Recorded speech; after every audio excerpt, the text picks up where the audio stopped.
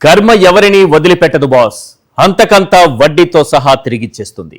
అచ్చంగా Newton third law అన్నమాట. అంటే చర్యకు సమానమైన వ్యతిరేకమైన ప్రతిచర్య ఉంటుంది.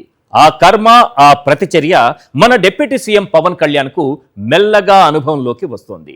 2019 నుంచి 2024 మధ్య తాను ఏవైతే ఆరోపణలు చేశారో, ఎలాంటి విమర్శలు చేశారో, ఎలా చెప్పులెత్తి చూపించారో, కోడికత్తి గులకరాయి అంటూ ఎలా అవహేళనగా మాట్లాడారో, కులాల పేరుతో ఎలా రాజకీయం చేశారో, కేంద్రం పేరు చెప్పి ఎలాంటి డైలాగులు కొట్టారో అన్ని ఒక్కొక్కటిగా తిరిగి ఆయనకే తగులుతున్నాయి.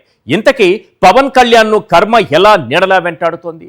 కర్మ సిద్ధాంతం ఆయనకు ఎలాంటి రిటర్న్ గిఫ్ట్స్ ఇస్తోంది? కోడి చెరువు కబ్జా నుంచి సుగాలి ప్రీతి కేసు దాకా డీసీఎం కు కర్మ సిద్ధాంతం నేర్పుతున్న పాఠాలేంటి తేల్చేద్దాం గన్ షాట్ గా.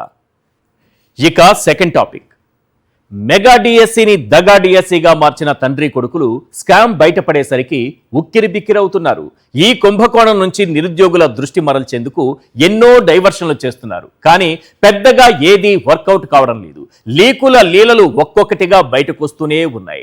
మెగా లొసుగులు మతులు పోగొడుతున్నాయి. సర్టిఫికేట్ల పరిశీలనలో కనీసం గడువు ఇవ్వకుండా రిజెక్ట్ చేయడం మొదలుకొని పొరపాట్లు సరిచేసుకునే వెసులుబాటు ఇవ్వకుండా తిరస్కరించడం వరకు, రిజర్వేషన్ అమల్లో తప్పుల తడకు నుంచి మెరిట్ కమ్ రిజర్వేషన్ విధానం తుంగలో తొక్కడం వరకు ఈ మెగా డిఎస్సిని పూర్తిగా దగా డిఎస్సిగా మార్చేశారు. ఇంతకీ అవుట్ సోర్సింగ్ ఉద్యోగిపై ఎందుకు మాట్లాడలేకపోతున్నారు?